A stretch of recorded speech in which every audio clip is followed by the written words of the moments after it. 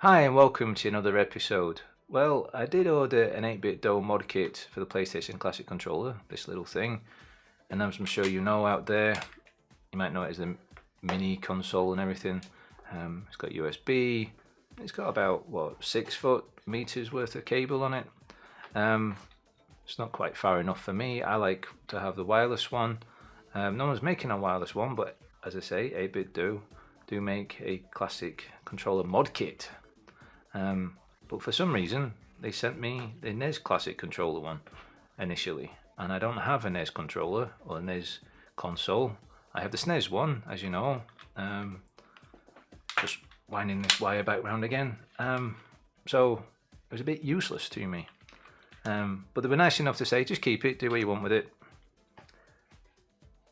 And especially in these times. I mean, I did order it. This goes all the way back until the start of January. Basically, I was spending a bit of Christmas money, as it were.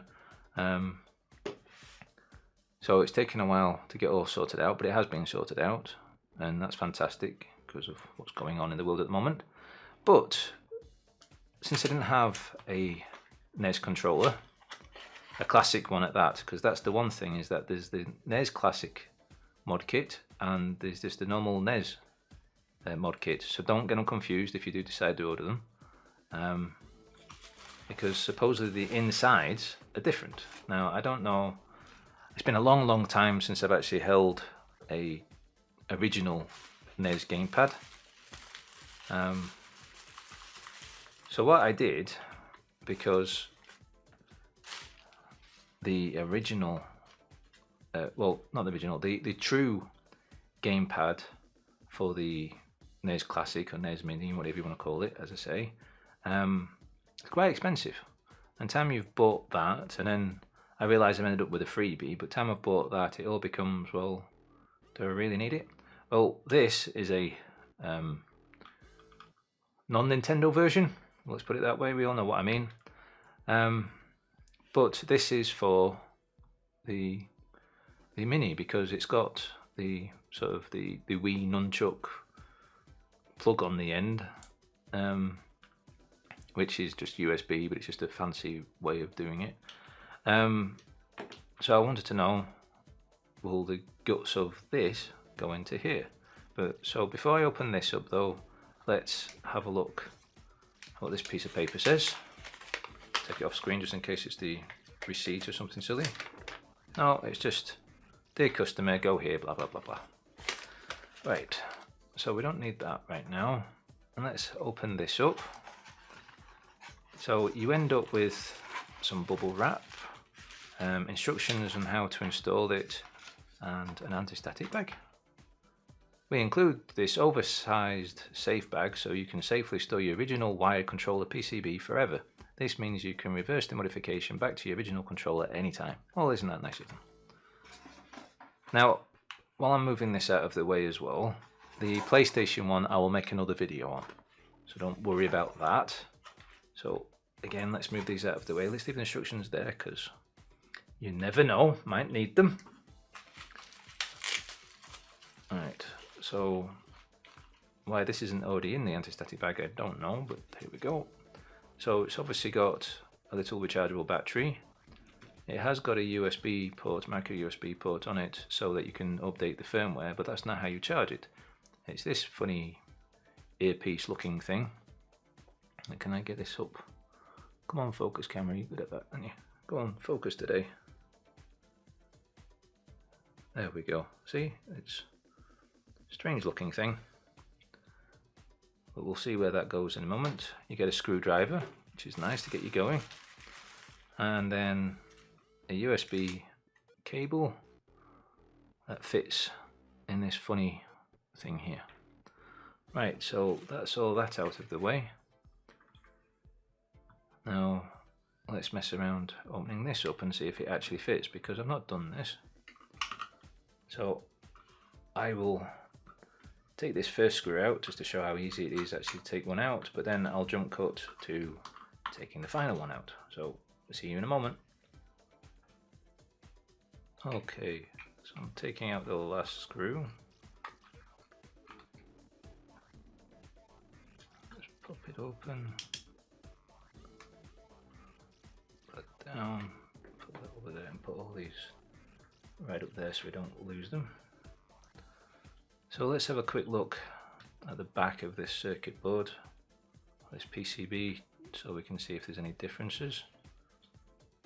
Now, can you see any? One thing I'm noticing is that that hole seems to be bigger than that one, and that hole seems to be bigger than that one. So for where the posts fit through, but otherwise it seems to just rest on top of the other one. So these two holes are bigger.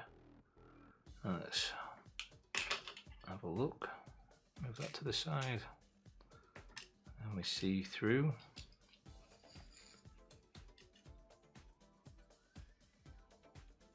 Line it up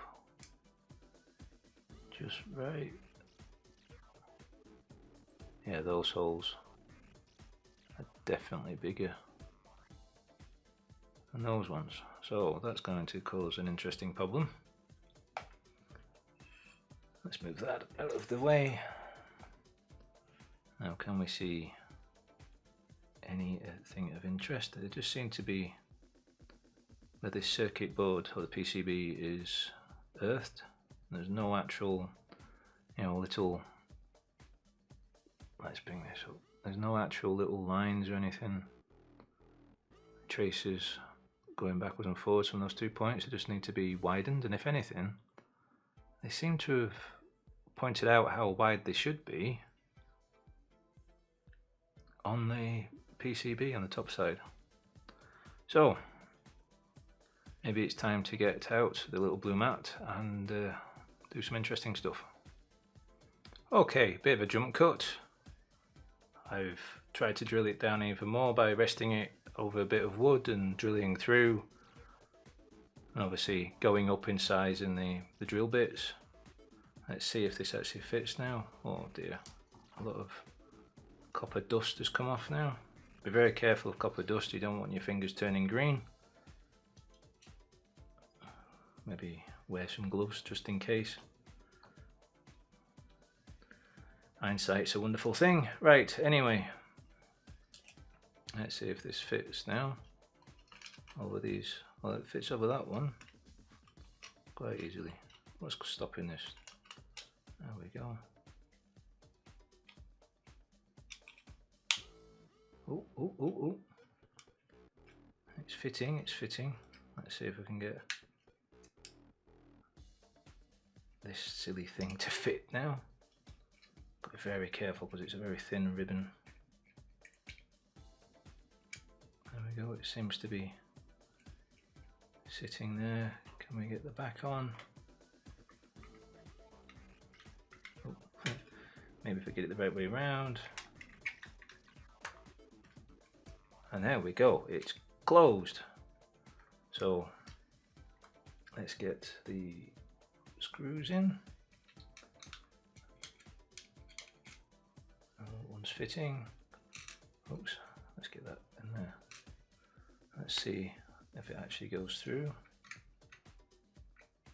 Turning back a little bit just to make it click. There we go.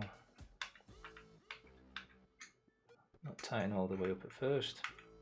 That one's going in as well. Oh, and they said it wouldn't fit. Right, so I'll finish screwing all this together and do another jump cut and get it ready to be playing around with this SNES, because that's the one that I'm going to be using it with. Okay, a bit of a jump cut inside my SNES Mini. Basically what I've done before is I've took the dongle that you're supposed to use for this style of gamepad, and I've stuffed it inside, and then also added basically where the reset button is, or the sync button, made my own, stuffed it through to the front, and then nice little button at the front so I can always go back and do it. And it turns out though that the firmware on here isn't supporting this, so off camera I'm going to flash it with the newer firmware so that it can be done. Doing the flashing the firmware and everything's easy enough. Just go to 8bitdo support pages, and then I'll come back, and then hopefully this gamepad works with this. Okay, so a nice little jump cut yet again. Basically I've got it all sunk back up again. You can see a little green light maybe. It's ever so faint on this thing. Oh, come on, focus. Believe me anyway, there's a green light there. And let's go to the SNES itself, the SNES Mini. As you can see, I can move backwards and forwards, and I can select and everything. Everything works fine with that. So to turn this gamepad off, you press and hold start down, which is kind of funny because obviously that starts the game, whichever game it is. Let's reset that before I get Nintendo on my back. Right, so what I want to do now though is sync this up with this gamepad, and just to prove that it does actually charge, and of course on the front of the SNES Mini they've not got real USB ports, or ones that we're used to. Well, you know what I mean, the strange one that they brought out for the Wii. You should be able to see, let's just go back to full screen. You should be able to see, as I plug it in, a blue light, then a red one, and you can see that it's charging. So that's great, that bit's working. So let's take that out just to prove that that's all fine, and then go back to here, and of course this gamepad is off. I can't move anything because I haven't sunk it yet. Now it says in the instructions, which you do have to sort of read, you press start and B together, and you can just about see that the blue light is flashing, but then we need to press the sync button on here, and then you also need to press select and hold it down, and there we go. I have now got control of the SNES. So let's go load up something just to prove it loads. There we go, it loads. So I'm resetting it because of course I don't want to get done from Nintendo. So that was a nice little project, unexpected one. Having to use a drill and make bigger holes, but now I have a gamepad that is NES-like. It feels fine, it feels no... Well, that one's... Let's have a feel. It's stiff, let's put it that way. It is stiff, but it's not like overly stiff. It's what I would be used to, really. Yeah, it feels just the same. The plastic's good. I mean, it's not like a horrible plastic. It's no worse than this plastic, really. But it does get you going, and if you happen to be sent the wrong internals from 8bitdo, this is a simple enough way and a cheap enough way, because it did only cost about £10 to get one of these. I'm sure it would have been like £15 to get two or something, but I only needed the one. Waste not, want not, all that sort of stuff. There's no point having two if I don't need them. So that's that. I hope that's been some use for some people. As I say, I will get on with building up the Sony one at some point. So until next time, happy gaming.